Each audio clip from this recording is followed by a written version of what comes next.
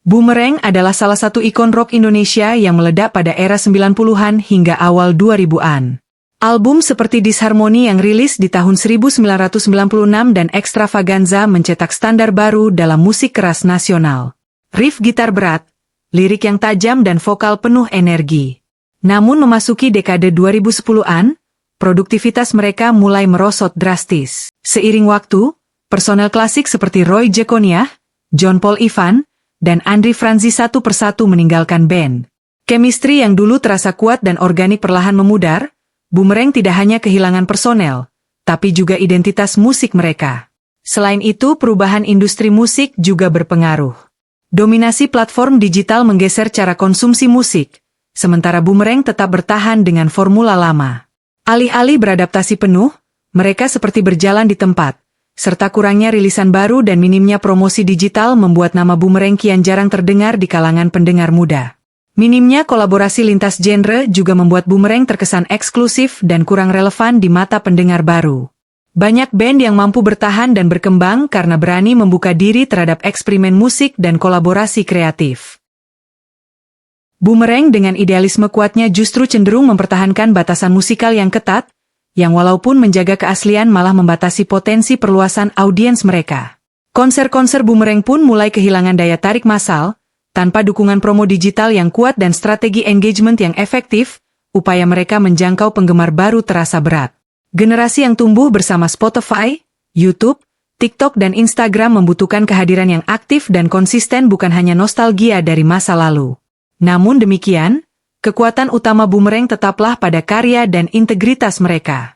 Mereka bukan band yang mengejar tren, melainkan band yang membangun pondasi mereka di atas keberanian bermusik dan konsistensi dalam menyuarakan perlawanan dan kritik sosial. Sayangnya di era sekarang keberanian semacam itu perlu dikombinasikan dengan kecerdasan beradaptasi.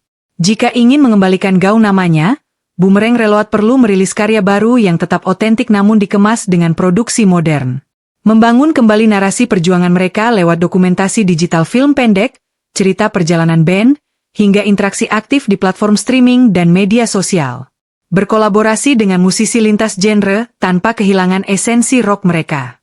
Serta membuka ruang kreatif untuk formasi baru yang bisa membawa energi segar namun tetap menghormati akar Boomerang. Boomerang bukan hanya tentang masa lalu. Mereka bisa menjadi suara penting untuk generasi baru asal mau bertransformasi tanpa mengkhianati jiwa mereka sendiri. Boomerang dulu dikenal dengan riff-riff berat dan beat drum yang mentah tapi penuh tenaga, mengingatkan pada kombinasi Soundgarden dan Metallica. Lirik-lirik mereka pun syarat kritik sosial, terasa liar, penuh amarah tapi tetap cerdas. Boomerang sekarang dengan formasi baru, terasa lebih aman, bahkan terkadang terlalu rapi, kehilangan unsur liar dan brutal yang dulu menjadi daya tarik utama. Lagu-lagu versi sekarang terdengar seperti mencoba mengimbangi zaman, tapi malah terjebak di antara dua kutub, tidak seberani band rock modern, dan tidak sekuat Boomerang era klasik. Boomerang kini dengan nama Boomerang Reload hanya membawakan lagu-lagu terdahulunya tanpa merilis single terbaru dan segar. Mereka hanya terbawa dengan lagu-lagu mereka yang sangat identik dengan roh Roy Jekoniah. Yang membedakan paling utama adalah roh pemberontakan mereka kini terasa lebih tipis. Dulu Boomerang bernyanyi seolah-olah melawan dunia. Sekarang seperti hanya menyanyikan lagu. Boomerang dan Boomerang Reload adalah dua nama yang berhubungan erat, tapi punya perbedaan mendasar dalam sejarah, personel dan arah perjalanan musiknya. Boomerang Reload adalah kelanjutan dari semangat band ini, tetapi dengan beberapa perbedaan penting.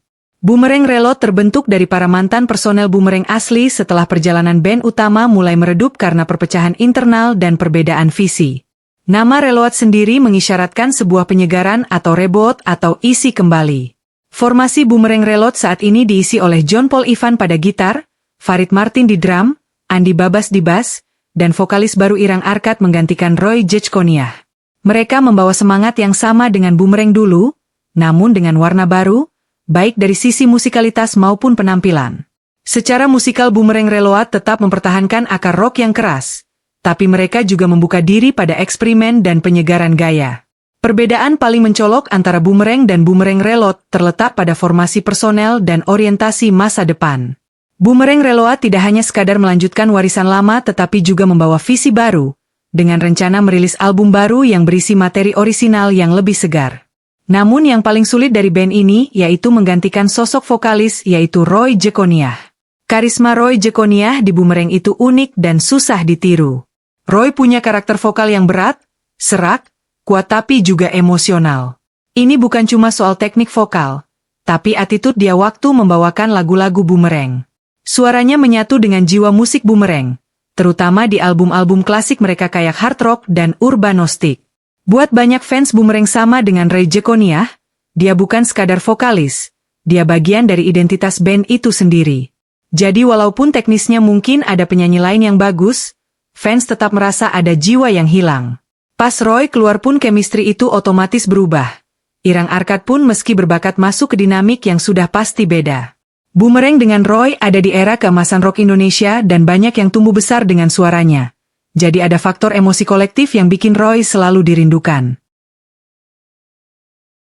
Coba untuk merangkul kembali anggota klasik, setidaknya dalam bentuk proyek reuni atau kolaborasi kecil, aura formasi lama masih sangat dirindukan oleh fans. Tanpa meninggalkan akar rock mereka, Boomerang Reload bisa mengeksplorasi subgenre seperti alternatif metal, post-grunge, atau bahkan stoner rock yang tetap berat tapi lebih relevan dengan nuansa modern. Tema sosial politik masih penting, tapi dibutuhkan lirik yang lebih subtil dan tajam bukan sekadar teriak revolusi, tapi membedah isu dengan narasi cerdas. Dan hadirkan single digital secara berkala, jangan hanya mengandalkan album penuh yang kini memakan waktu terlalu lama. Bermain bersama musisi rock generasi baru bisa memperluas audiens dan memperkaya warna musik mereka. Bayangkan Boomerang berduet dengan vokalis seperti Nadif Basalamah atau Fiersa Besari, itu bisa jadi menarik untuk dua generasi sekaligus.